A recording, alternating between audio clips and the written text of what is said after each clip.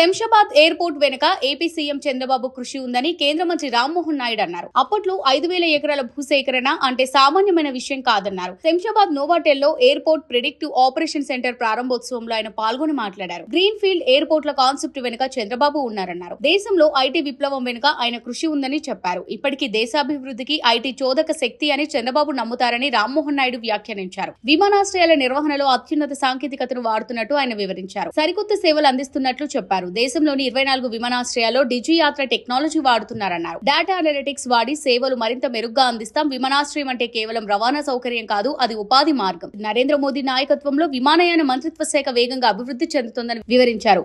ప్రపంచమంతా భారతదేశం వైపు చూస్తుంది. వరంగల్ భోగాపురం ఎయిర్పోర్ట్లను పూర్తి చేయాల్సి ఉంది. భోగాపురం విమానాశ్రయం 2026 జూన్ కల్లా పూర్తవుతుంది. డేటా అనలిటిక్స్ వాడి మరింత మెరుగైన సేవలతో మరో 5 ఏళ్లలో 50 విమానాశ్రయాలు పెంచడమే లక్ష్యంగా పెట్టుకున్నాం. ఎయిర్పోర్ట్ ప్రిడిక్టివ్ ఆపరేషన్ సెంటర్ ప్రారంభించడం ఒక మైలురాయి అని రామ్మోహన్ నాయుడు అన్నారు.